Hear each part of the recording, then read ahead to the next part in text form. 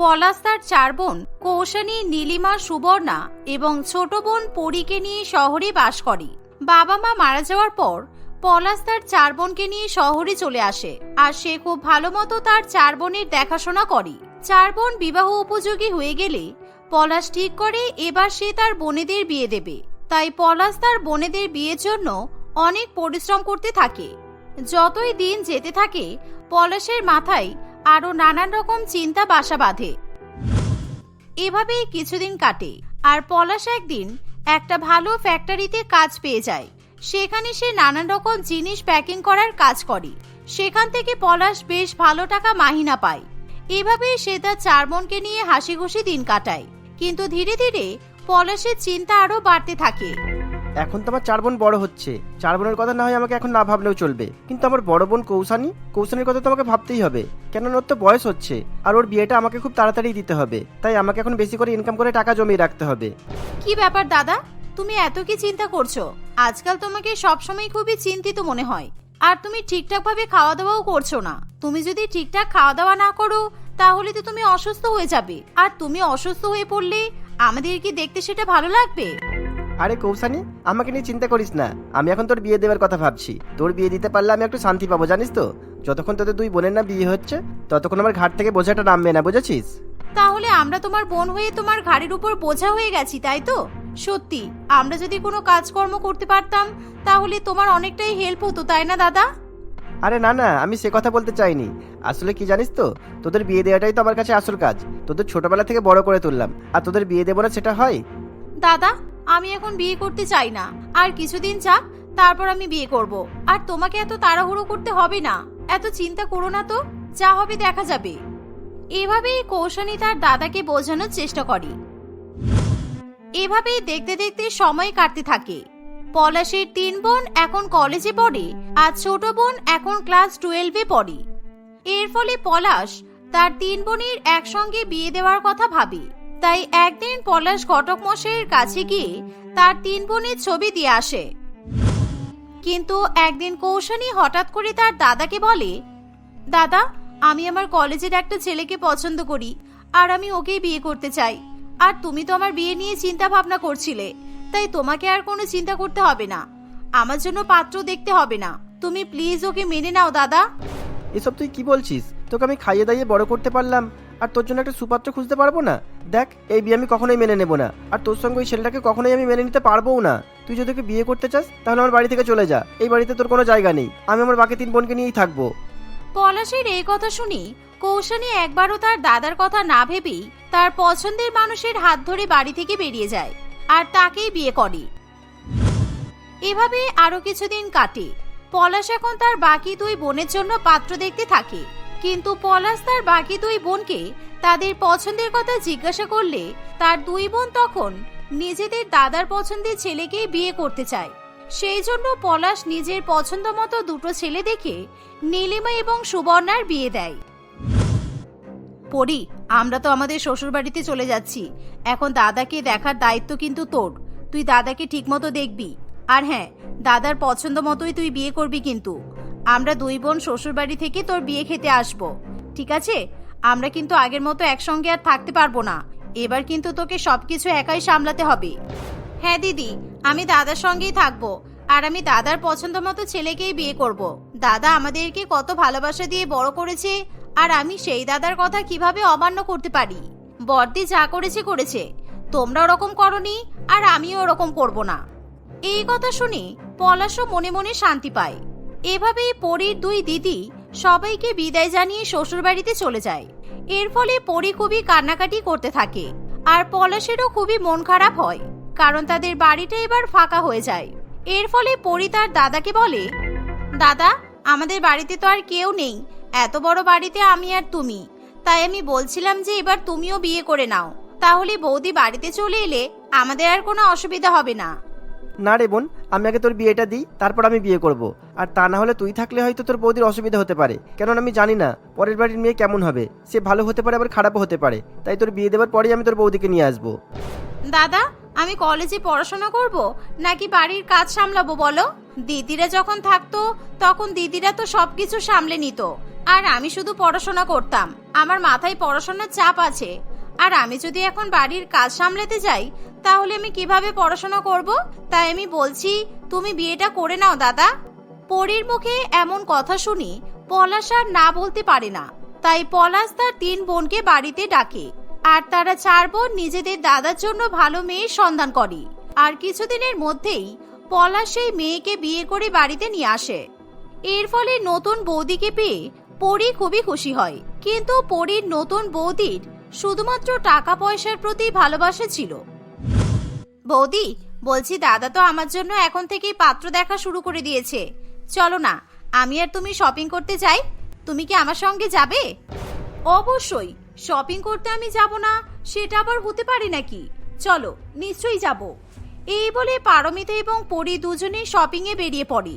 আসলে পরী নিজের পছন্দ মতো জামা কাপড় কিনতেই গিয়েছিল, কিন্তু পারমিতা পরীকে কিছু কিনতে দেয় না। সে নিজেই নানান রকমের জিনিস পছন্দ করে বসে থাকে। এর ফলে পরী নিজের টাকা দিয়ে তার বৌদিকে জামা কাপড় কিনে দেয়, আর পরীর কাছে কোনো টাকা বেঁচে থাকে না। কিন্তু তবুও পরী তার বৌদিকে কিছু বলে না। এভাবেই শপিং করে তারা বাড়িতে ফিরে আসে, কিন্তু বাড়িতে এসে পরীর মন খারাপ থাকে, কিন্তু সে কাউকে কিছু বুঝতে দেয় না। এভাবেই সময় কাটে, আর পলাশ তার ছোট বোনের জন্য একটা ভালো পাত্রের সন্ধান করে ফেলে। আর পলাশ সেই ছেলের সঙ্গেই পরীর বিয়ের তারিখও ঠিক করে ফেলে। পারমিতা, তুমি তোমার ছোট ননদকে নিয়ে গিয়ে শপিং করে নিয়ে এসো, কারণ আমি তো এখন যেতে পারবো না। তাই তোমরা 2 ননদ বৌদিতে গিয়ে তোমাদের পছন্দ মতো শপিং করবে, আর পরী যে লেহেঙ্গাটা পছন্দ করবে ওর বিয়ের জন্য সেই লেহেঙ্গাটাই কিনে দেবে। দাদার মুখে এই কথা শুনি পরী মনে মনে খুবই খুশি হয়। সে ভাবে যে তার বৌদি হয়তো সত্যিই তার পছন্দ মতো লেহেঙ্গা কিনে দেবে। আর এই ভেবেই পরী তার বৌদির সঙ্গে শপিং করতে চলে যায়। তারা একটা বড় শপিং মলে যায়, আর সেখানে পরী তার নিজের পছন্দ মতো লেহেঙ্গা বাছাই করতে থাকে। কিন্তু অন্যদিকে পারমিতা নিজের লেহেঙ্গা পছন্দ করতে ব্যস্ত থাকে। এই দেখো পরী, এই লেহেঙ্গাটা কেমন হয়েছে বলো তো? আমি আমার জন্য পছন্দ করেছি, খুব ভালো হয়েছে তাই না? তোমার বিয়েতে আমি এই লেহেঙ্গাটাই পরবো। কিন্তু বৌদি, এটা তো ব্রাইডাল লেহেঙ্গা, মানে বিয়ের কনেরাই তো এরকম লেহেঙ্গা পরে। তুমি এর থেকে একটু হালকা লেহেঙ্গা নাও, তাহলে তোমাকে ভালো লাগবে। এটা বরং আমি আমার বিয়ের জন্য নিয়ে নিই, কারণ এই লেহেঙ্গাটা দেখতে খুব সুন্দর। না না, আমি আমার পছন্দ করা লেহেঙ্গা কাউকে দেব না। আর তাছাড়া পরী, এখানে তো আরো অনেক লেহেঙ্গা আছে, তুমি তার মধ্যে থেকে অন্য একটা পছন্দ করে নাও। এটা তো আমি পছন্দ করেছি। বৌদির মুখে এমন কথা শুনি পরী সেই লেহেঙ্গাতে আর হাত দেয় না। সে নিজের জন্য অন্য একটা হালকা লেহেঙ্গা খুঁজে বের করে, আর সেই লেহেঙ্গাটাই সে কিনবে বলে ঠিক করে। কারণ পরী খুব ভালো করেই জানে তার দাদার কাছে বেশি টাকা নেই, তাই সে খুব বুঝে শুনে নিজের জন্য বিয়ের লেহেঙ্গা পছন্দ করে। এভাবেই তারা শপিং করে বাড়িতে ফিরে আসে। আর দেখতে দেখতে কিছুদিন কাটে, আর পরী তার দাদাকে নিজের পছন্দ মতো একটা ম্যারেজ হল বুক করার কথা বলে। না না, ওসব আবার কি দরকার? আমাদের বাড়ির সামনে এত বড় জায়গাটা তাহলে কবে কাজে আসবে? তোমাকে ওসব কিছু করতে হবে না পলাশ। তুমি প্যান্ডেল ওয়ালাদের বলে দেবে এখানেই যেন পরীর পছন্দ মতো একটা প্যান্ডেল বানিয়ে দেয়। আসলে আমি ভাবছি বাড়িতেই বিয়েটা করানো ভালো হবে, আর ম্যারেজ হল বুক করতে গেলে তো অনেক টাকা লেগে যাবে, তাই না পরী? তোমার দাদার তো অনেক টাকা খরচ হয়ে যাবে, বলো তুমি কি চাও সেটা? না না, তাহলে থাক দাদা, আমাদের বাড়ির সামনেই প্যান্ডেল করা হবে, আর তোমাকে বেকার বেকার ম্যারেজ হল বুক করতে হবে না। এই কথা শুনে পারমিতা খুবই খুশি হয়। এভাবেই দেখতে দেখতে কিছুদিন কাটে, কিন্তু পলাশ এখনো পর্যন্ত তার বোনের বিয়ের লেহেঙ্গা দেখেনি। সে ভাবে তার বোন হয়তো বিয়ের জন্য খুব সুন্দর একটা ভারী লেহেঙ্গাই পছন্দ করেছে, কারণ পলাশ তার বোনের লেহেঙ্গা কেনার জন্য পারমিতাকে বেশ অনেক টাকাই দিয়েছিল। কিন্তু একদিন হঠাৎ করে পলাশ তার বোন এবং বউয়ের লেহেঙ্গা দেখে।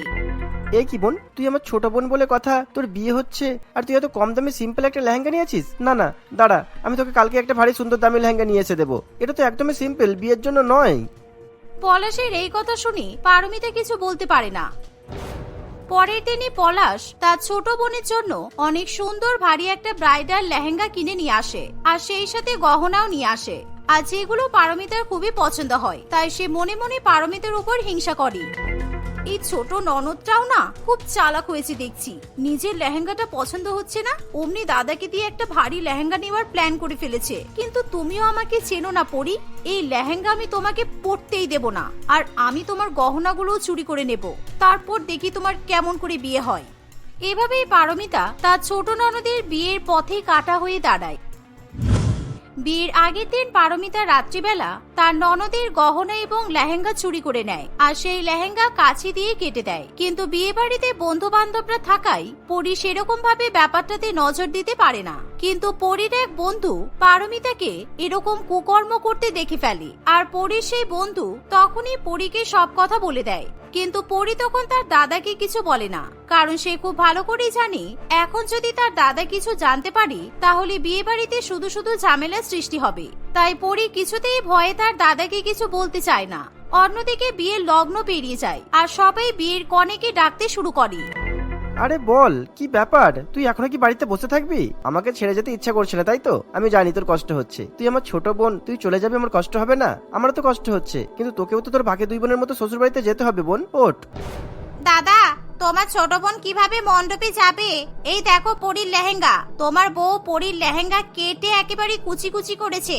কালকে রাত্রিবেলা আমি যখন বাথরুমে গিয়েছিলাম তখন আমি বৌদিকে দেখেছি, বৌদি একটা কাঁচি নিয়ে পরীর লেহেঙ্গা কেটে ফেলছে। আর তখনই আমি সঙ্গে সঙ্গে পরীকে ব্যাপারটা বলেছিলাম, কিন্তু পরী তোমাকে কিছু জানাতেই চাইছে না। এই কথা শুনে পলাশ খুবই রেগে যায় আর তখন পলাশ তার কাছে যত্ন করে রাখা নিজের মায়ের পুরানো লাল বেনারসি শাড়ি পরীকে পরতে দেয়। আর পরীর বাকি দুই দিদি তাদের নিজের গহনা পরীকে দেয়। আর কিছুক্ষণের মধ্যে সেখানে কৌশানীও চলে আসে। আর কৌশানীর স্বামী অনেক বড়লোক হওয়ায় পরীকে তারা অনেক ভালো ভালো সোনা গহনা উপহার দেয়। আর সেদিন পলাশ এবং তার বোনেরা কৌশানী এবং তার স্বামীকে মেনে নেয়। আর দেখতে দেখতে কিছুক্ষণের মধ্যেই পরীর বিয়ে হয়ে যায়। আর বাড়ি থেকে আত্মীয় স্বজন চলে যাওয়ার পর পলাশ এবার পারমিতার কাছে গিয়ে তাকে ঠাসিয়ে একটা চড় মারি। তুমি যে এতটা নিচে নেমে যেতে পারো সেটা তো আমি কখনোই কল্পনা করিনি। আমি তো ভেবেছিলাম তুমি আমার ছোট বোন পরীকে খুব ভালোবাসো, এমনকি নিজের বোনের মতোই দেখো, কিন্তু তোমার মতো হিংসুটে মহিলা আমি তো আর একটাও দেখিনি। না না, আমি তোমাকে এই বাড়িতে রাখতে পারবো না। পলাশের মুখে এমন কথা শুনে পারমিতা বুঝতে পারি যে পলাশ তার কাণ্ড কারখানা সবকিছুই জেনে গেছে। তাই পারমিতা কাঁদতে কাঁদতে পলাশের কাছে ক্ষমা চায় আর পলাশের হাতে পায়ে ধরে। তাই পলাশ এবং তার বোনেরা পারমিতাকে ক্ষমা করে দেয়। পারমিতা তখন পরীর চুরি করা গহনাও ফিরিয়ে দেয়। এর ফলে পরী খুবই হাসি খুশি সবাইকে বিদায় জানিয়ে শ্বশুর বাড়িতে চলে যায়।